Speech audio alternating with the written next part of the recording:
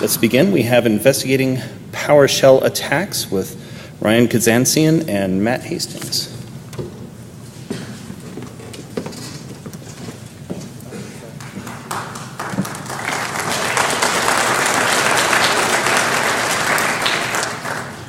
Good afternoon, all. Thank you so much for coming to our talk this afternoon. I'm Ryan Kazantsian, Technical Director with Mandiant. I'm here with Matt Hastings, one of our consultants and investigative leads. And welcome to the talk. So just to make sure that we're all in the right room, this is investigating PowerShell attacks. This is not investigating these blue shell attacks. So just so that we're clear, different blue shell, same deleterious effects. So what got us started on this? So we've actually seen quite an uptick in the use of PowerShell during targeted attacks throughout the past 2 years, I'd say, at Mandiant. Matt and I actually worked a case this year between January and April in which the victim's VPN had been compromised by an attacker for about 3 to 4 years. And the attacker was almost exclusively conducting command and control from their own system over the VPN to the target hosts through scheduled tasks, a couple locally copied PowerShell scripts, and PowerShell remoting, which is basically PowerShell over the network. And what we came to see is that when an attacker is good at this, it's really, really hard to reconstruct what they did on the endpoint system. And so that kind of was one of the impetuses for us to begin this research. We're not in this class, the course of this presentation going to explain how PowerShell works or all the things you can do with it. Suffice it to say, if you're not familiar with it, it's an incredibly powerful command line and scripting environment. It can do almost anything from basic remote command execution or local command execution to actually invoking or accessing the entire .NET framework, loading and executing code in memory, interacting with the Windows API. So it's incredibly powerful. And a number of PowerShell attack tools have been built over the years that kind of take advantage of this. And one of them was at Arsenal today, written by one of our colleagues, Matt Graber, as well as Joseph Bialik and Chris Campbell, some great PowerShell researchers. PowerSploit. PowerSploit is really awesome. It does DLL injection. It can run Mimikatz in memory on a remote system. It has all sorts of cool features, and we have a few other listed here, but the bottom line is this is being integrated into a lot of attack toolkits, both commercial and custom. We're also seeing, in addition to targeted attackers use it, commodity malware use PowerShell. The first PowerShell worm was kind of a proof of concept. It actually came out in 2006. Now we're actually starting to see some real non-proof of concept mass malware that integrates PowerShell into their payload. So what we wanted to do is strip away the specifics of is this commodity or is it a targeted attack and kind of boil it down to the root of PowerShell and its most fundamental use cases and how that impacts the system forensically. So we took 3 base cases as the foundation of our research, running a PowerShell script locally on a system, using PowerShell remoting, which goes over the WinRM protocol, and having a PowerShell script or code that is configured to be persistent on an infected system. And for each of those scenarios, we looked across disk, the registry, file system metadata, memory, as well as network traffic to understand what sources of evidence were left behind. And that's kind of the crux of our work that we'll share with you today. One assumption, we're talking about the use of PowerShell in a post-compromise scenario. And for us, in the majority of cases we work, that means attacker has already popped the domain. They either have local administrator access on a number of systems or, inevitably, domain administrator rights. And what that means is that all of the security controls that are in place to kind of limit malicious or unintended use of PowerShell don't matter because they can be bypassed by the attacker using their privileges on the Windows host. Finally, we're going to mention throughout this presentation a number of different versions of PowerShell. What is most prevalent in enterprise environments is 2.0 because that's installed by default in Windows Vista and Windows 7 as well as Server 2008. PowerShell is now up to version 4. This chart kind of shows you what's by default. The reality of the situation is that because PowerShell 3 and later requires an optional update, we expect to see PowerShell 2 be the default version that will be available in corporate environments for quite a while because companies aren't going to be rushing to upgrade their entire estates to Windows 8 and Server 2012 R2 immediately. So a lot of the evidence we're going to provide is within that context. So we'll begin by talking about memory analysis.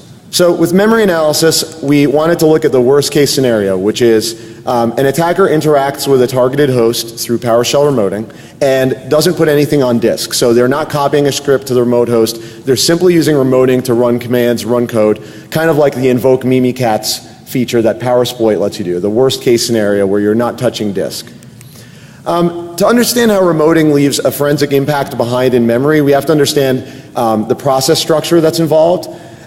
So svchost.exe, the service hosting process that is launching or running the DCOM launch service, upon initiating remoting to an access system, let's say I use invoke command to run an external binary evil.exe. That instance of svchost will launch an instance of wsm-provhost.exe. And that in turn will launch evil.exe, so you'll actually see that it is a child process of wsm-provhost, which is a child process of that instance of svchost. In contrast, if I use native PowerShell commandlets like get child item, or if I'm running a PowerSploit module that's running over the network, instead of spawning executable, I will get another instance of wsm-provhost, but the PowerShell code runs solely within its context. In other words, PowerShell.exe will not instantiate on the access system. So what's left behind in memory? While wsm-provhost is running, there's actually structures from the PowerShell object format that contain the entire history of that PowerShell session. And if you dump memory of wsm-provhost, you'll see them clear as day. The problem is that wsm-provhost terminates the moment a PowerShell session exits. So if I run a single remote command, the moment that command ends, that wsm-provhost terminates. If I use enter ps session, like psexec kind of functionality, and I have a persistent session, the moment I exit out of that, wsm-provhost is gone. So you lose that history. However, what we did find is that another instance of svchost that is hosting the WinRM service actually retains remnants of remoting activity even after a session has exited. How long it retains that depends on what the volume of remoting connections a system processes are, but in some cases we found that all the way until reboot, remnants of commands might stick around in its memory. We also found trace bits of PowerShell remoting in the kernel as well as page file.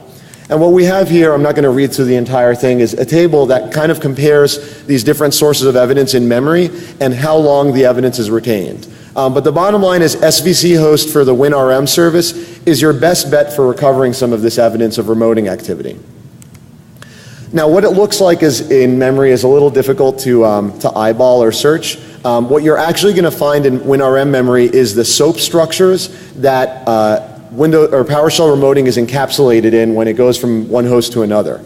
And so in this very simple example, I have a PowerShell commandlet to echo a string to a file, and I have a snapshot of what we recovered in memory from the WinRM service process. And you can see around all this XML, and I apologize if this is hard to read, you can see the exact command that we ran. Similarly, we use the invoke Mimikatz module in PowerSploit to remotely run, in fact, download the script and run it in memory without ever touching disk.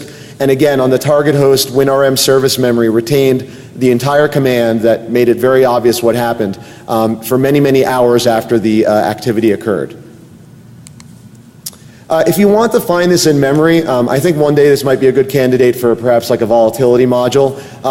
For a string search perspective, what you're looking for are remnants of the PowerShell remoting protocol, PSRP, or remnants of the strings that encapsulate or surround the commands in the SOAP XML.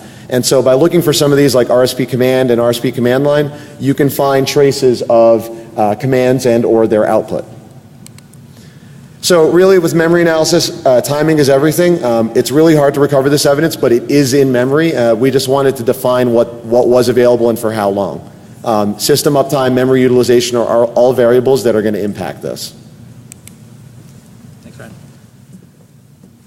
So when we looked at event logs, we tried to cover two key scenarios, both of which is when an attacker is interacting with the system both locally and remotely using PowerShell, and try to answer three key questions. The first being, which event logs are even available to us, and what type of information are going to be found in each one of the logs. And then finally, and I'll go into more detail in this in a few slides, is really the differences between PowerShell 2.0 and 3.0 and what you can see between the two.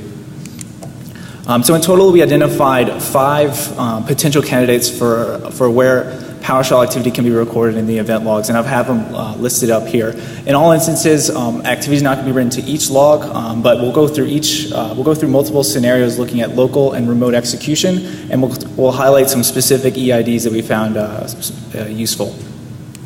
So first, looking at local PowerShell execution and the PowerShell log itself, we identified two events, event EID 400 and EID 403, that recorded specific execution time. So in EID 400, the engine state changes from none to available. This indicates that activity has begun. And so if you look at the generated time of this event, you can deduce, okay, this is when PowerShell actually started running. Similarly to EID 403, this records the stopping of the PowerShell engine. And so taking these two times, you can say, okay, this is roughly how long PowerShell is running on the system. And looking at the hostname parameter written with this event, you can see here a console host that indicates a local session. We'll show you in a further slide what a remote session actually looks like. The PowerShell operational log really in 2.0 doesn't record any additional information that we found forensically useful, but EID 40961 does record the PowerShell console starting up. So again, nothing new here. One caveat though, in PowerShell 3.0 and greater, the operational log does record some errors. So here we see the script ctemp_test.ps1 failed to run. Similarly, if you fail to connect to a remote system, that will also get logged here. So you can see the remote host name or IP address that PowerShell failed to connect to. Finally, the PowerShell analytic log, and before I go into this in too much detail, analytic logging is disabled by default, and probably for good reason. Once it's enabled, it generates a massive amount of events and is not really meant for long-term sustained logging. But if you do enable it, at least on PowerShell 3.0, you can get specific command execution. So here we can see in the same event ID, we see test.ps1 is started. Specifically then write host, any commandlet that you would run within PowerShell is also captured. And finally, if you run an executable through PowerShell, that's also being logged. A big caveat here though, and something that we can overcome later in PowerShell 3.0 is this isn't going to capture any event arguments. So you're just going to see what is run and not the context in which it's run. Moving now to PowerShell remoting and back to the PowerShell event log itself. The first EID 6 is actually a message that's recorded on the caller system, so where you're running the remote command from. You see here that it's recording creating the WSMan session. So WSMan is the protocol used within the WinRM service. And so this indicates that a remote session is beginning on the remote system. And similarly, back to the PowerShell log on the victim, here we see EID 400 and 403, again, recording the start and stop of the PowerShell engine. And here you see the host name is server remote host, indicating that it was a remote connection and not local.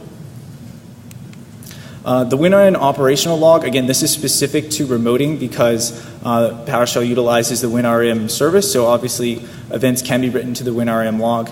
Here you see EID 169 actually records the specific user and security protocol that's used to authenticate. So here you see Matt H is using NTLM to log into the system. And then similar to the PowerShell log, you can deduce the length of activity looking at EIDs 81 and 134.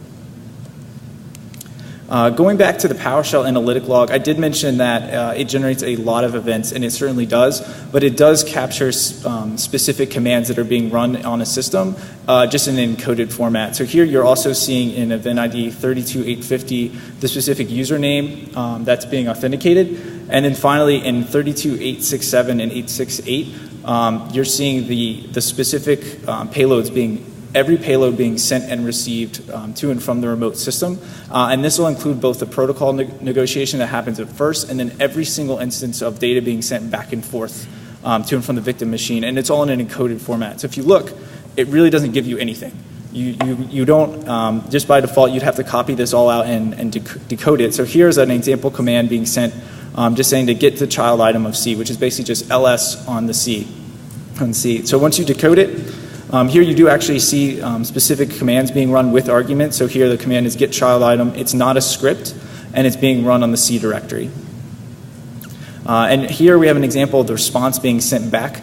And one thing to remember is in PowerShell, running specific commandlets causes all responses to be sent back in the form of an object. So every time, or every single specific directory or file within the root of C is going to be sent back in a separate or recorded in a separate event log as an object, and you're going to see all of this information. So a single command being run remotely is going to generate a large number of events. Each one has to be decoded, and it's really not practical to do so. Another option that you can employ, specifically with PowerShell 2.0 that we've seen a lot of some companies use that I know Ryan's worked with specifically, is the global profiles. There's a number of profiles that PowerShell utilizes that will automatically load on local PowerShell startup. So again, this is only to local PowerShell usage, but using the built-in command like start transcript or even writing some custom code, you can capture all commands being written to and then the responses from the shell. Now, there's some limitations here, one of which I mentioned earlier. This is only for local execution, and also you can actually bypass this fairly trivially with just setting the no profile flag when you're running PowerShell, and nothing here will be loaded. Also, if you're using AppLocker, you can set AppLocker to either audit or enforce script execution. So here we have an example where it's actually recording the time and the path that a PowerShell script was run. So this can definitely be useful too if you're using AppLocker.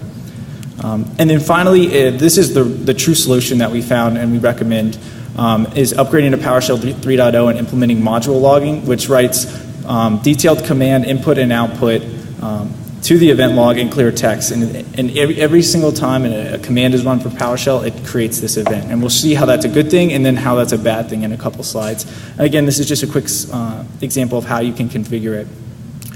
So in this next example, we actually ran a little bit more complex command. So we're looking at the ctemp directory, recursively looking for specific files that have a .text extension. And then we're running basically a grep, which is select string in PowerShell, looking for the term password. So the top event here, we're actually seeing all the commands being passed with the specific argument being logged. And then finally, you're seeing the output here on the bottom. And again, this is all logged in clear text. So in our next example, we actually use the PowerSploit module and with invoke Mimikatz. And like I said, every single time a PowerShell command is run, it generates an event. So a single instance of running invoke Mimikatz generated over 1,200 events. So it's not practical to parse through them all. However, if you do find the resulting output, it's actually pretty funny. You can see the Mimikatz output in clear text here in the event log.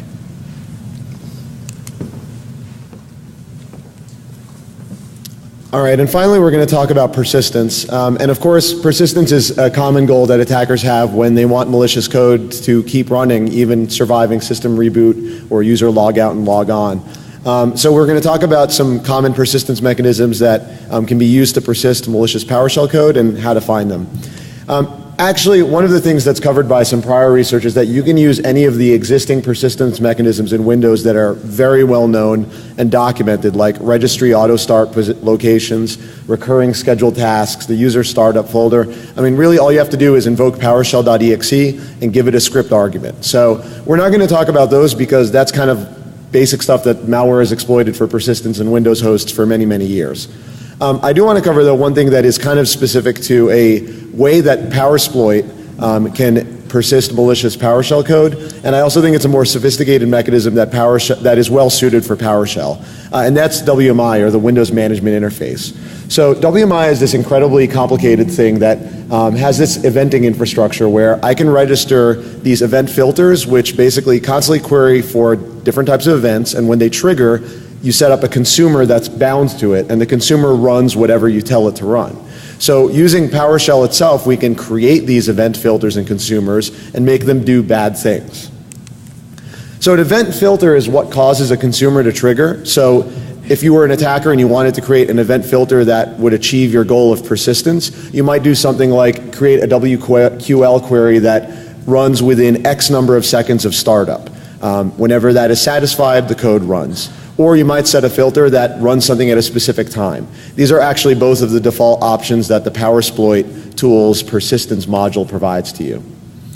So once the filter runs, the next step is something has to consume it, consume the event and do something, and that's where we actually run PowerShell.exe. So the trick here is, where does the code come from? I need to do more than just run PowerShell. I have to give it code to execute, and I can do one of two things. I can either put it in the arguments to my PowerShell command line that will be fired by the event consumer. The constraint there is the maximum command line length allowed by Windows, which is like, I think 8,000 characters or thereabouts, which is plenty long if you have encoded code that's being decompressed on the fly.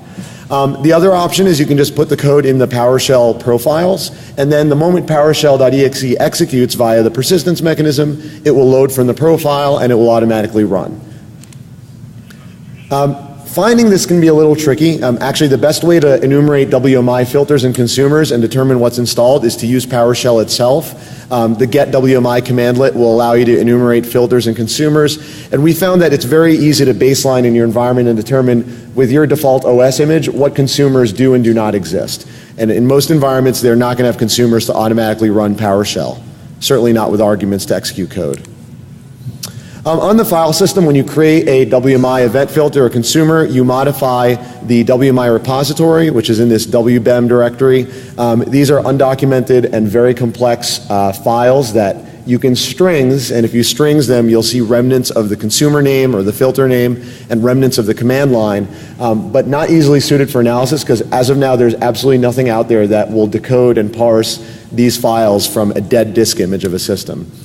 You can also inspect the user profile. I think a good forensic step is to look at every profile.ps1 on a system to ensure that there is no malicious code in it. And then finally, we noted that when you use certain types of event filters, it creates a registry key which is otherwise not present on a default Windows image.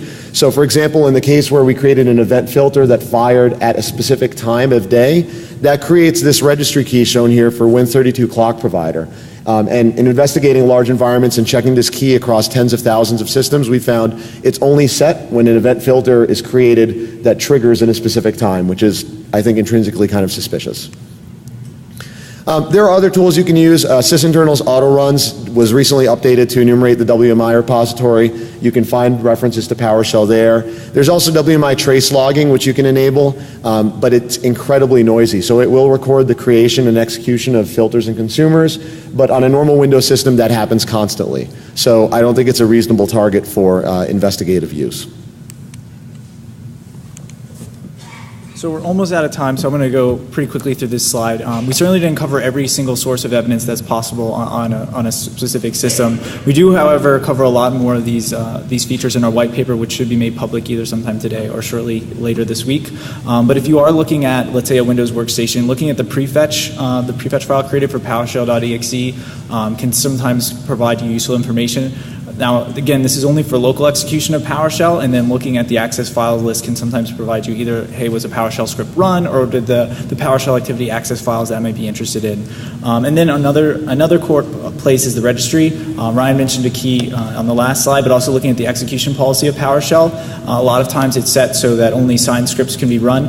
Again, you can bypass this very easily at the command line itself by setting the script execution policy to bypass.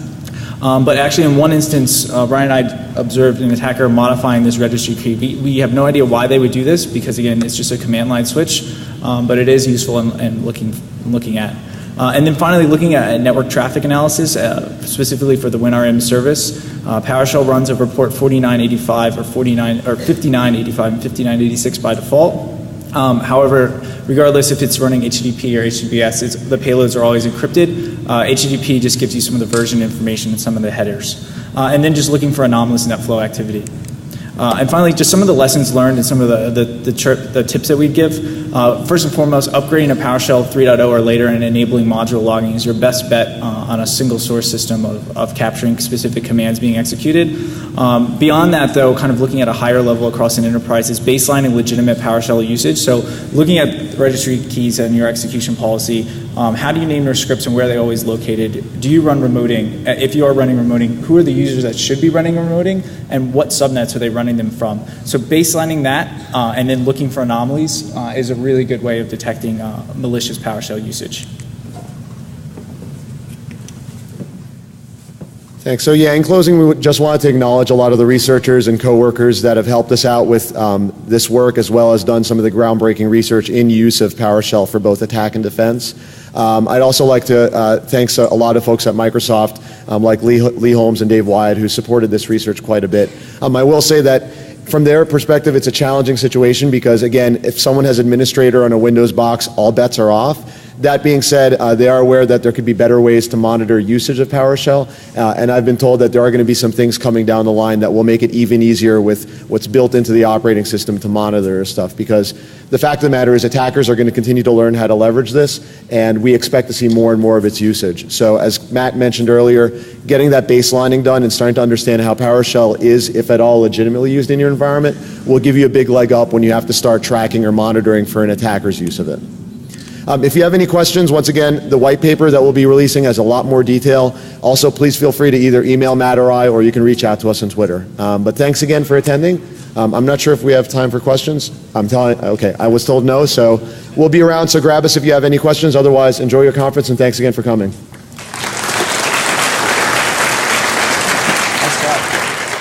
Between January and April, in which the victim's VPN had been compromised by an attacker for about 3 to 4 years. And the attacker was almost exclusively conducting command and control from their own system over the VPN to the target hosts through scheduled tasks, a couple locally copied PowerShell scripts, and PowerShell remoting, which is basically PowerShell over the network. And what we came to see is that when an attacker is good at this, it's really, really hard to reconstruct what they did on the endpoint system. And so that kind of was one of the impetuses for us to begin this research. We're not in this class, the course of this presentation, going to explain how PowerShell works or all the things you can do with it. Suffice it to say, if you're not familiar with it, it's an incredibly powerful command line and scripting environment. It can do almost anything from basic remote command execution or local command execution to actually invoking or accessing the entire .NET framework, loading and executing code in memory. Let's begin. We have investigating PowerShell attacks with Ryan Kazantsian and Matt Hastings.